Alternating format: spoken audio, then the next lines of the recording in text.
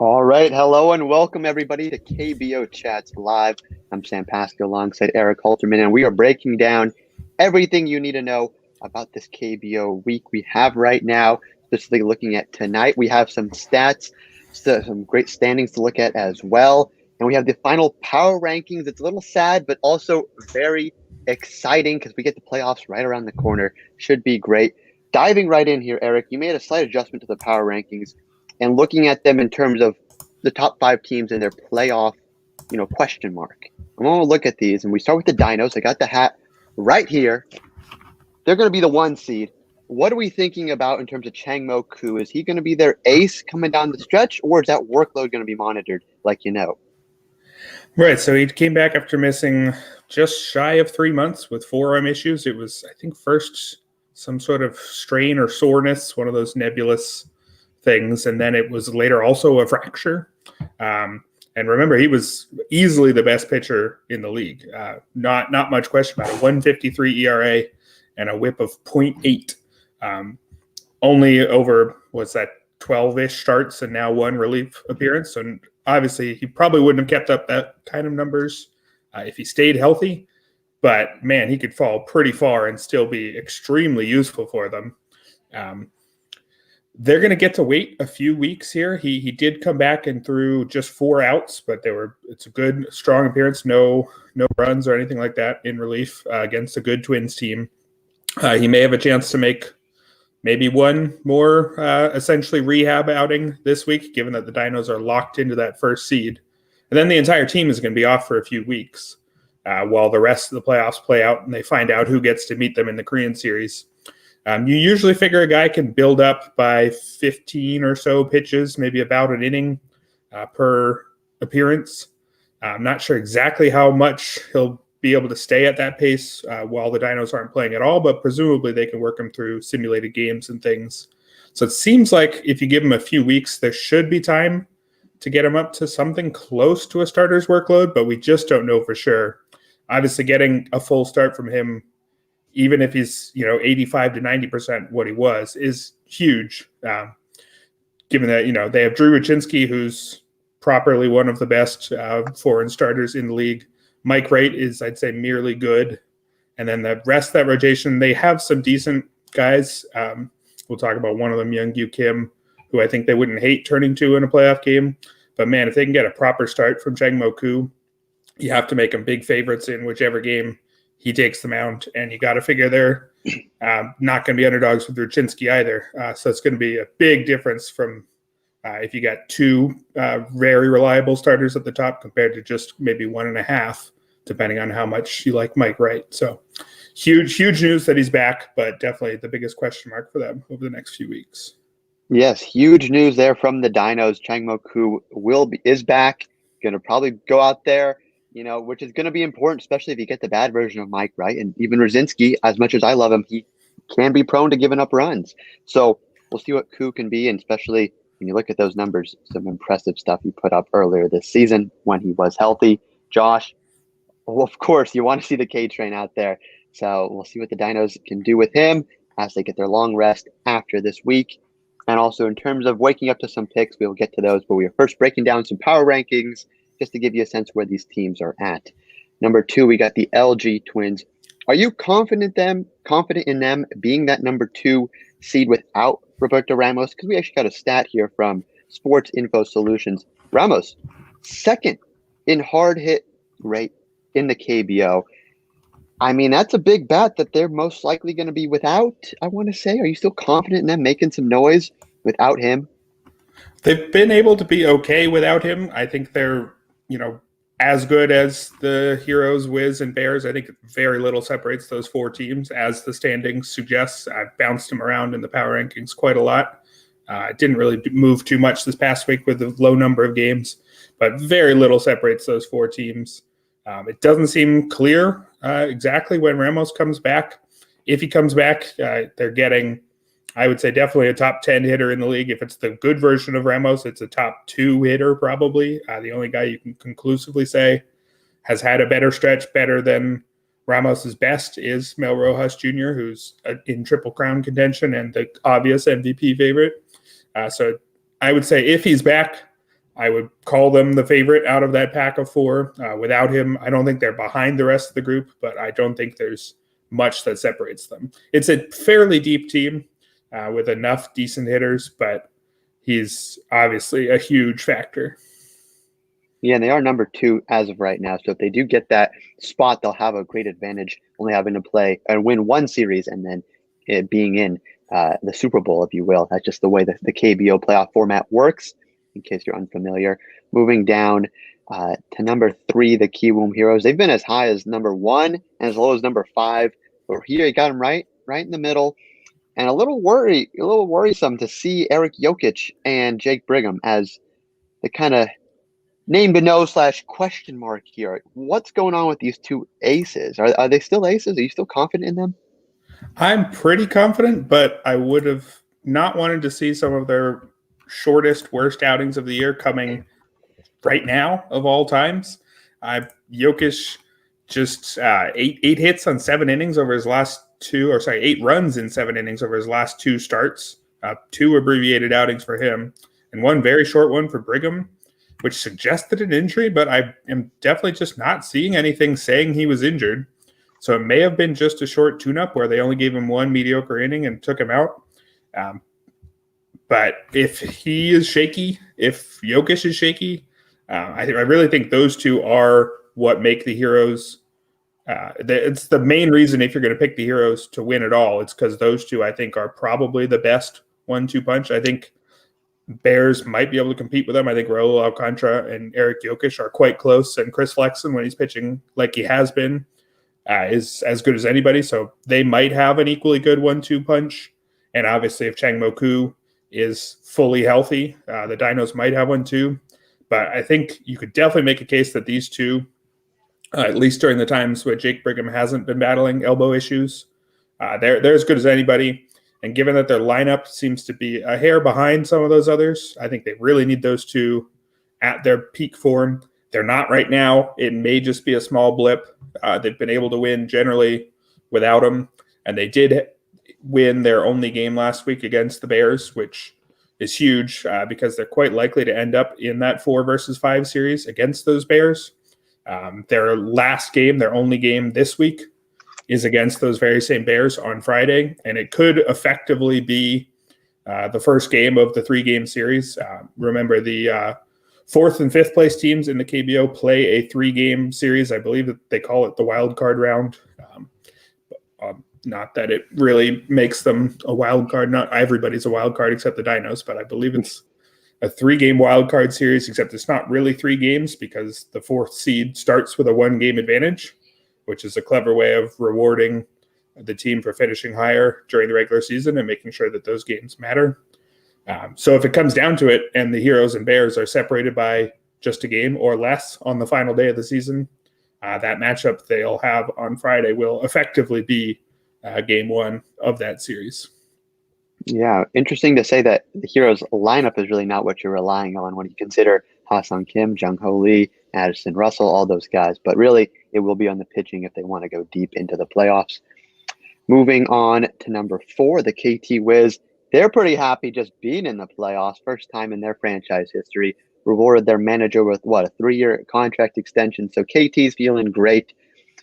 But if they actually want to make some noise, they have a similar question mark in terms of that pitching staff. Despanier and Cuevas are definitely not Jokic and Brigham. What do you make of their foreign starters here? Nothing, impressive. They started 13-22 to begin the year, so definitely not aces, at least initially. Where do we go from here with those 2 guys leading that rotation? Yeah, they've been able to go on quite a charge. I believe they've been the best team since that point, 35 games into the year when they were a full 9 games under 500. They've been able to go on a charge even with their 2 foreign starters being merely good. It's better than average league ERAs, but an ERA in the 4 teens is certainly nothing special, and that's where they both are. They've gotten good performances from the young guy, Hyun-Jun So, the rookie, and between the 3 of them, it's a good enough top 3. But you'd have to put them as underdogs when those 2 go up against the top 2 pitchers on other teams, especially because they're both ending the season pretty poorly. ERA of 5.65 in October for Despaigne and 6.87 for Cuevas. So it's two guys who have been closer to mediocre than great. I think on the whole, you'd probably call them pretty good. Not really what you want out of an ace, even though they've been successful anyway, thanks in large part to Rojas. Would certainly like to see even just one good start from each of those guys to end the season if I'm going to feel a little bit more confident about the Wiz chances in the playoffs. Yeah, we'll have Despaigne tonight, which we're getting to in just a moment as we wrap up the power rankings with the number 5 team, the Doosan Bears. Biggest question here, as they're probably going to be in that wild card game series, barring anything super crazy. In terms of Jose Miguel Fernandez, you have him as the name to know here. Which one do you think will show up? Does he have that kind of clutch gene from what you've seen this year that he can step up and lead that veteran offense? Or will he maybe crack under pressure? Yeah, a lot of the Bears hitters were struggling late in the year. I think it was for most of September. And most of them have turned things around. Jaewon Kim's been much better. Jai-Lo was terrible, but he's fine again. But Jose Fernandez is having his worst month of the year. Hitting 266 isn't terrible, but when it's a guy that you expect to be among the league leaders in batting average, who's really more of a contact guy than anything else, he's got respectable power, but if he's hitting 266, he's really not a huge boost to the team. I think he's talented enough that he should turn things around, but given what I've seen from him, mediocre performance for several weeks now, I think that's part of the reason they haven't really made that charge. I really thought when Chris Flexen came back, given the way Raul Alcantara was pitching, given that they found Won Jun Choi as a fine number 3, I thought that was going to be the charge. It's an experienced team that made it to 5 straight Korean series and basically the same core of the lineup for all of them. They've lost 1 or 2 guys along the way, but most of their best hitters have been there for most of those. Fernandez just joined the team last year.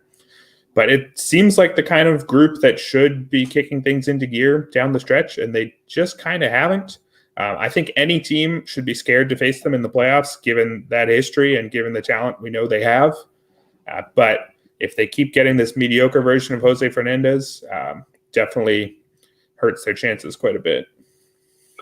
That's what we're looking at for the 5 playoff teams that are locked in. Really quickly, since this is the last round of the power rankings for the regular season, in terms of the teams in the bottom half, who do you give the best chances to come 2021 to make the playoffs? The Tigers maybe look like that, Giants as well. Who do you feel is in a good position to get back there? Maybe the Wyverns? The Wyverns are just so old. The only 2 bats on the Wyverns who have even a league average OPS among the regulars are Jamie Romack, who's 35, and Jung Choi, who's 33. So you got to figure they're only getting worse, and none of the young guys look close to stepping up. Eagles look far too far away.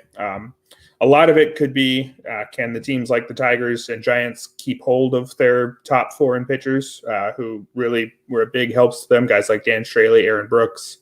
If they come back, given how much difference, your 3 foreign player spots can make, I think whoever has the best signing out of those 2, or maybe the Lions, would probably give the biggest edge to the Tigers. They did have a deep rotation. They just need a few more bats. Maybe it's the cop-out answer to say the team that missed it by just 1 spot has the best chance. But if they can add another bat, obviously it wouldn't be another good foreign bat because Preston Tucker was one of their best hitters, and Hyung-Woo Choi is getting old.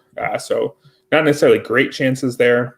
But they're probably the closest. The Giants, though, given that they were terrible last year, they've shown a ton of improvement just to get up to 7th. They were last by quite some margin last season. I think they're improving by over 20 wins already. Maybe they can close the gap, improve by about 5 more, but I'd be quite worried about losing Dan Straley. I think if they don't have him, that's, 5, 7. I don't know exactly what his WAR is, but it's got to be 6 to 8-ish. They'd be losing all those wins. They would need us to similarly really nail the foreign starter market just to get back what they lost there. So I think that might hurt a lot. So I think with these teams, the big question is going to be, can they keep the star foreign talent in the case of the Giants and Tigers, and maybe get, if you put Mel Rojas level foreign hitter on the Lions. That team looks a lot better this year. So there's opportunity for those three teams, I think, with a strong offseason signing to close that gap for sure. Yeah, very important to see who they sign and who they retain. And that's what we got for Power Rankings. It's been a fun ride. That's what we got for the final week of Power Rankings. Now diving into the final regular season week of games, complete slate, close to it, 4 games. We first start with the Wyverns and Giants, 2 teams that are out of it. And we actually have our old friend, the worst possible foreign starter in the league, Ricardo Pinto. He actually looked good 2 starts ago, had 2 great starts in a row, and then his last one, of course, blown up for 7 earned runs. Who do you give the edge to here when you got no against Pinto for 2 teams that are out of the playoff picture? Yeah, it's tough to predict these games because you don't totally know how much either team's going to care. I've been looking at the starting lineups these teams have been trying out the last few games. They're mostly close to full strength, but they are giving their top guys the occasional day off. So if you can be up at 3 a.m., wherever it is your time, and see those lineups before really making a decision, things like, if they decide to give Jamie Romek and or Jung Choi a day off, that takes a big hit to the Wyverns lineup, and it's kind of hard to predict that several hours in advance. But if we assume that both teams are close to full strength, Giants have had a better lineup, not a particularly good one, but the Wyverns have had more or less nothing outside of those 2. Occasional decent runs from a few other guys, but very little on the whole. To be fair, those guys have been excellent lately. Romak has 6 homers in his last 13 games, and Choi has 8 in his last 16. So those 2 could do plenty of damage themselves. Kyung-Yun No got lit up by these very same Wyverns in his last start for 9 runs in just 4 1/3 innings. But he'd actually been completely solid for most of his recent outings. He had a 3.93 ERA in his 7 starts before then. He's not good, as his ERA in the low 5s suggests, but he had been passable, which you might have thought would have been good enough against these Wyverns, even if it wasn't last time. He's very much a low strikeout guy, 13.5% strikeout rate is about 4 ticks below league average, but he doesn't walk too many guys either, just 6.8%. Typical back-end starter stuff where he more or less hopes that the balls will find his fielders, and they were for a while, and they didn't last time out. Wouldn't expect a shutdown performance from him by any means, but he might at least be able to keep the Giants in it. Yeah, 9 runs from him his last start, so nothing too high in terms of expectations for him. Taking a look at the total, this game is set at 10.5. SK played on Wednesday. They were shut out by Lotte. And the Giants, they've actually played in every game this week, but only 3 runs per game over their last 3. Where are you going in terms of the pick and the total here? Yeah, I think the over's probably the easier part. I don't trust No very much. I definitely don't trust Pinto. I have talked about him several times this year. He was weirdly good in September. His last 3 starts of September, he had an ERA of 0.95, 18 strikeouts in 19 innings. That's more or less completely out of character with the entire rest of his season, and he's fully back to form in October. So far this month, he has an ERA of 8.85 and a whip of 1.87. On the season as a whole, just 14.3% strikeout rates, less than a percentage point higher than No, and he's walked 11.6%, which is getting close to double. Just quite poor in both categories. He's been a tiny bit better lately. I mean, his last start, 5 strikeouts against just 1 walk, but if you look at the 3 before that, same number of strikeouts and walks in each of them. So he's been pretty reliably quite bad. Really surprised that they didn't cut bait on him. A decent amount of foreign players do just get cut in the middle of the season because you get so few. If they're not performing, you just dump them. I'm not entirely sure why they didn't dump Pinto. Maybe they see something in him that I haven't seen, but he hasn't showed it outside of that one very short stretch. And I think on the whole, he's been enough worse than Kyung-Yun No that I'm going to side Giants here. More confident, I would say, in the over than the Giants. And the over, of course, does take a hit if some of the top bats are sitting, but I don't even think these lineups need to be at full strength to score a fair number of runs off of these 2. Yeah, I get the little hashtag here, dump a Pinto. Very surprising they didn't do that, especially when you saw the Eagles cut bait with Chad Bell. At that point, almost just keep him. But That's what they do with Pinto, I guess, for the Wyverns. And we're looking at the Lotte Giants for the pick on the money line and the over 10.5. Getting that up there. There we go. Moving on to the next game we got is the Samsung Lions NC Dinos matchup. Nothing really at stake in this one as well. Dinos locked up that one spot. Lions are out of it. But you do have two hot pitchers, which might be interesting at play here. Choi for the Lions, just 3 runs in his last 3 starts. And Kim, 5 total earned runs in his last 14 2/3 innings pitched. I would think you'd have to lean towards Choi just because of, the track record this season and that lower ERA. But you mentioned Kim earlier on, and maybe he could be a gem stepping up for the Dinos here. What are you looking at with the Samsung NC matchup? Yeah, it's 2 pretty decent starters. I think this could be quite an interesting game if there was something on the line. I think Choi is enough better than Kim that he could make it a real game here, even though he's facing a tougher lineup. Choi's had a couple real blowups on his resume this season. Maybe the worst outing of the year. What was it, like an 11 runs or something in the middle of the summer? It's like 11 runs, 17 hits or something. One of the worst stat lines I've seen. But he's been really quite good. Yeah, there you go. 11 runs, 17 hits. It's almost as if I've stared at it quite a lot this year. So bad. Yeah, it's out of nowhere for him, really, because if you look immediately before that and pretty much every start after, outside of one, in his 11 starts since that blow-up, he's allowed 3 or fewer earned runs 10 times and 2 or fewer earned runs 9 times. So he's been not just good, but very good almost every start for the past few months here. He's been even better over his last 4, 1.38 ERA and an 0.85 WHIP in his last 4 starts. In his last 3 outings, all 3 of his earned runs came off solo homers. So if he managed to cut those out, he could have a few shutouts in there. Going past the 7th inning, too, in the last 2. Granted, Wyverns both times. But he had a good outing against the Dinos there, as you're seeing, at the start of October. Just 1 run in 6 innings, 7 strikeouts, just 2 hits. So he's shown that he can beat this team in the past. And over the course of the entire season, he's been quite good. 8.5% walk rate is a little bit better than league average, and 20.1% strikeout rate is a few ticks above. So that's a believable, maybe number 2 starter kind of guy. Definitely enough to keep the Lions in this one, even against the best team in the league. All right, that's what we're looking at in terms of Choi. Offensively with these teams, the Dinos, they had a 3-3 tie with LG a little while ago, but before that, they put up 6 runs and then 13 runs. Any thoughts on this lineup? We've seen Aaron Altair move around like crazy in it.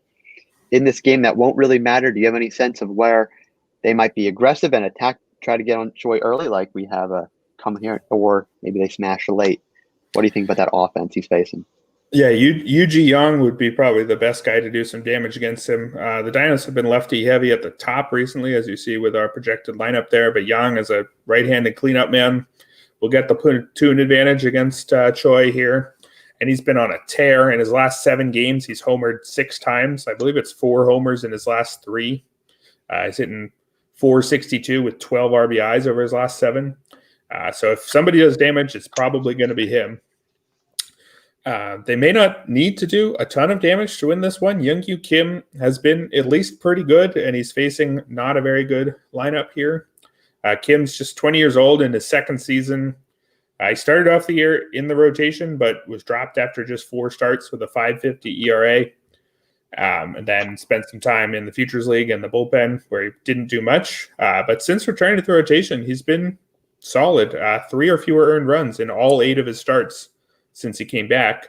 Not all of those starts are particularly long, though. His last time out, 3 earned runs in 4 2/3 of an inning isn't something you'd write home about by any means. But again, over that stretch of 8 starts, it's a 3.26 ERA and a 1.11 WHIP.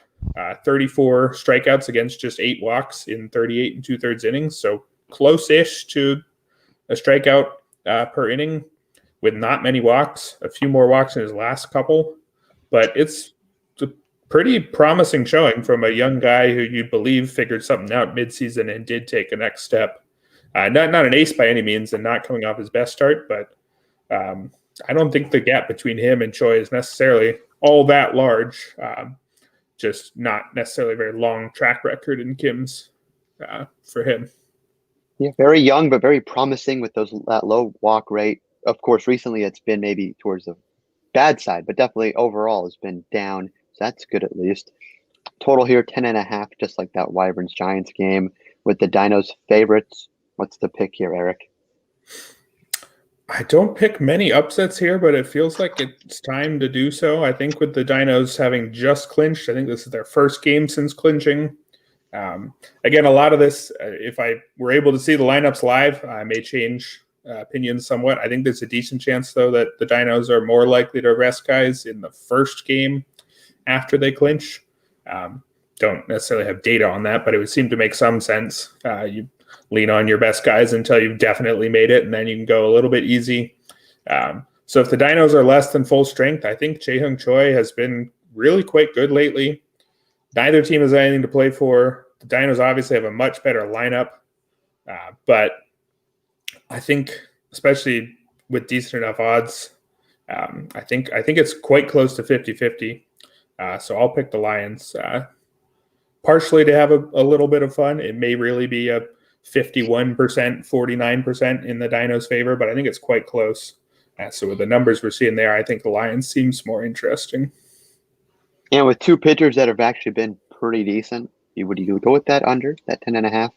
Yeah, 10.5 is pretty high under for these decent pitchers. Obviously, the Dinos have so many good bats that they could make this one of Choi's occasional blow-up outings and score 11 off him themselves.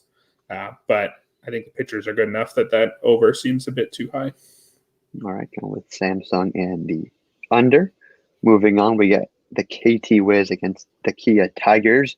Big one here for KT. Still in the playoff hunt. Actually in the hunt, but still in the playoff seeding hunt, that is. And we got Despani on the bump, seeing what he can do. He's limited runs, maybe his last couple, but the hits and strikeouts are a worry.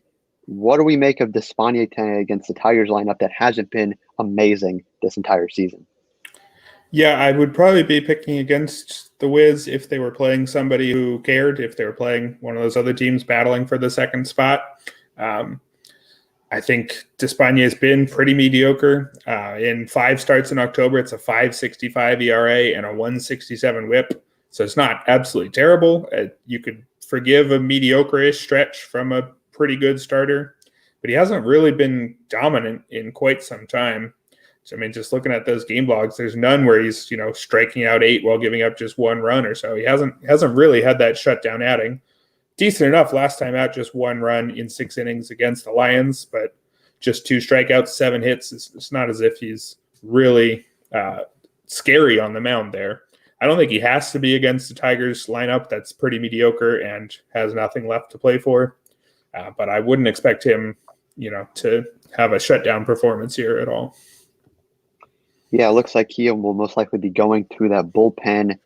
In terms of the offense today, we got the Kia Tigers scoring 17 runs over their last 2, and the Wiz scoring 10 just yesterday.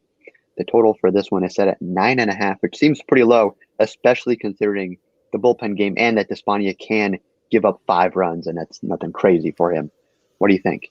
Yeah, I mean, and you didn't even mention the pitcher for the Tigers, who the Wiz could probably score 10 runs off, all just in his innings. Granted, he'll probably be pulled pretty early. Hyun-Sik Jang, ERA over 10.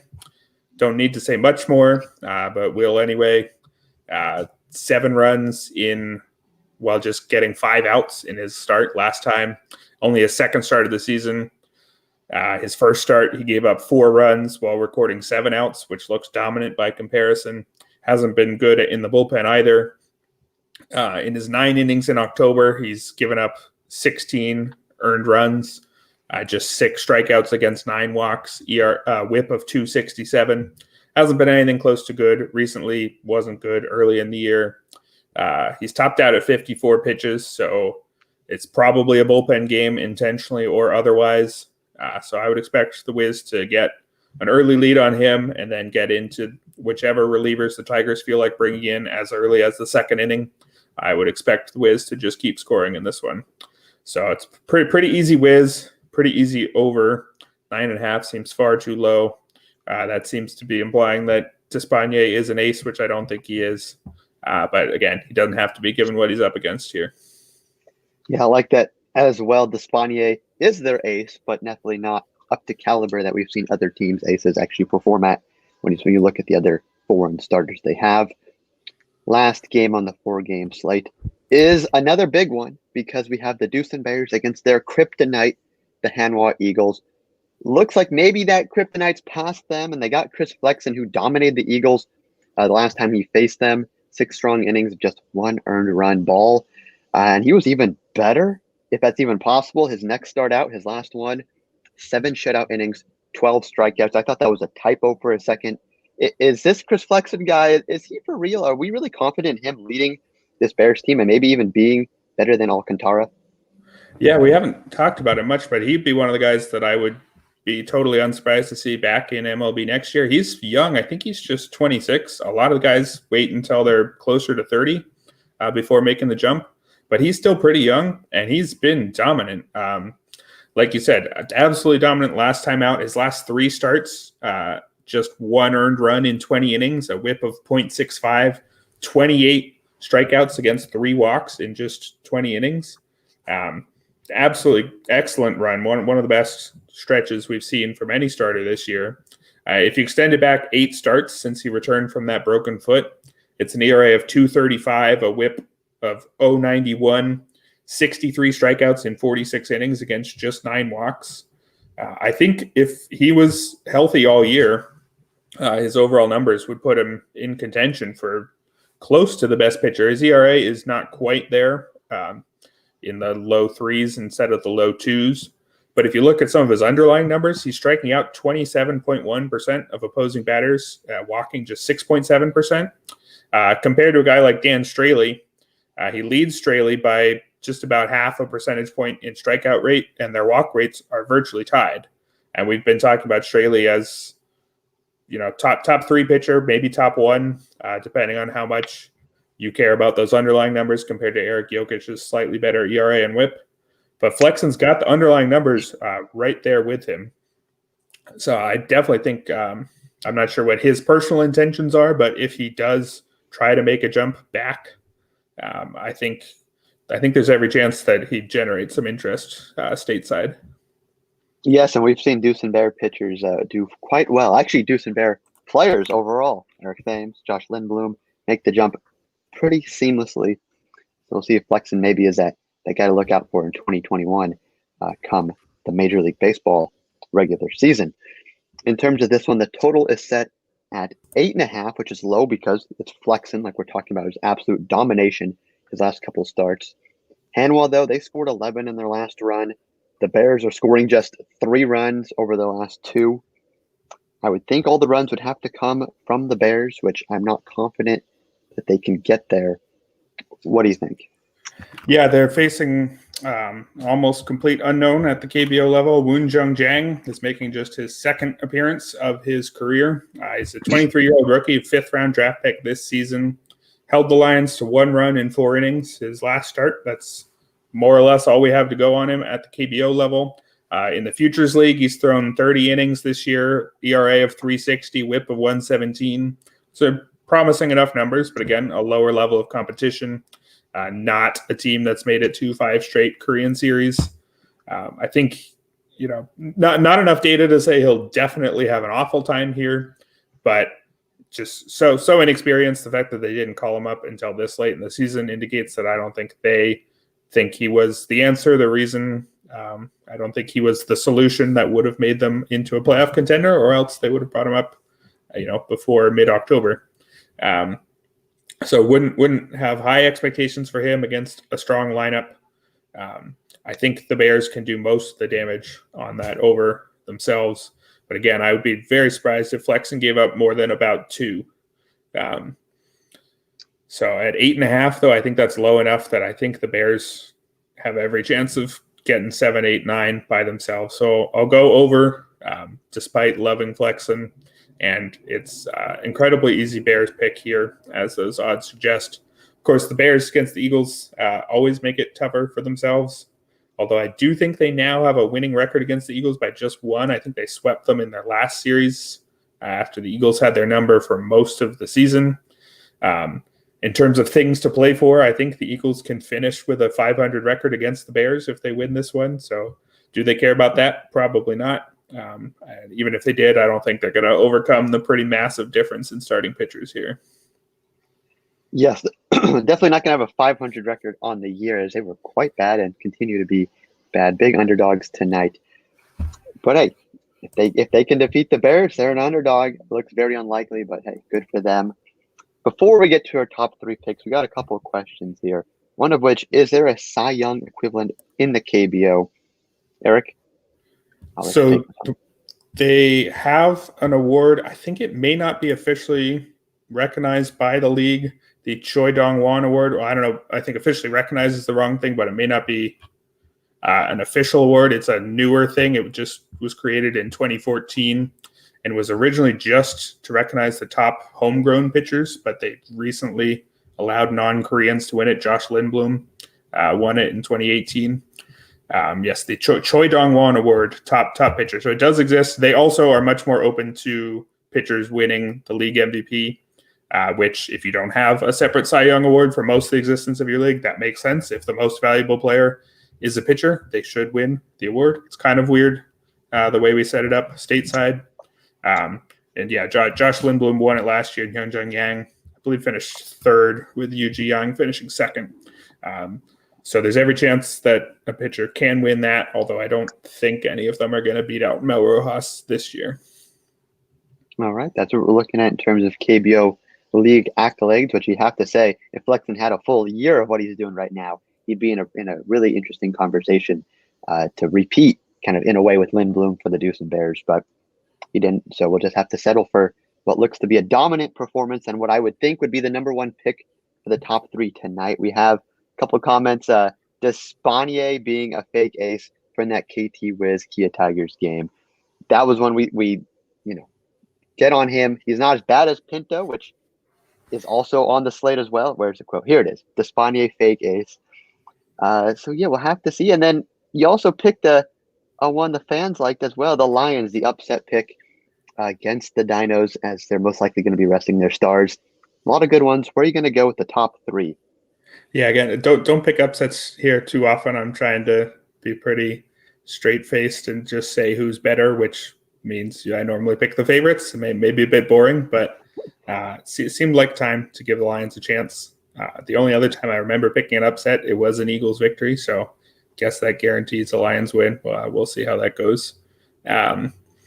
Yeah, top 3, Bears over Eagles, pretty easy. Number 1, Bears have something to play for. Eagles don't. Bears have one of the better pitchers in the league. Eagles have a guy making his second career start. Bears have a lineup that has at worst been solid and at best is excellent. Eagles are very far from that.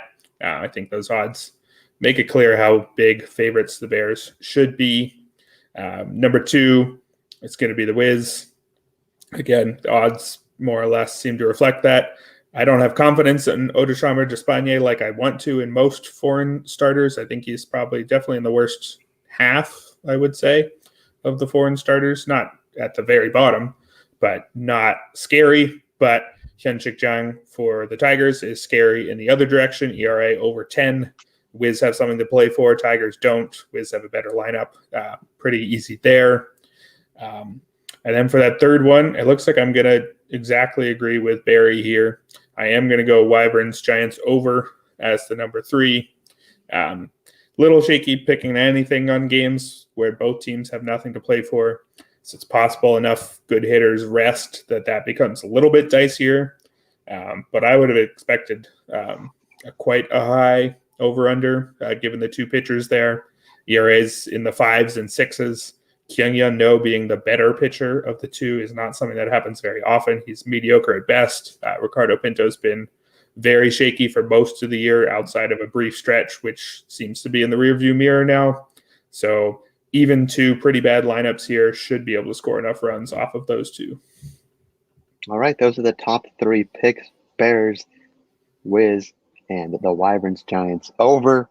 We've been pretty hot recently.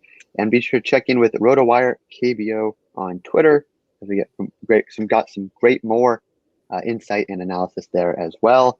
Thank you guys for tuning in. The final Monday show of the regular season. We do have some stuff planned for the postseason, so be sure to stay tuned to that as well. I'm Sam Pasco. That's Eric Halterman. Thank you for tuning in. Yeah, thanks for coming, everybody.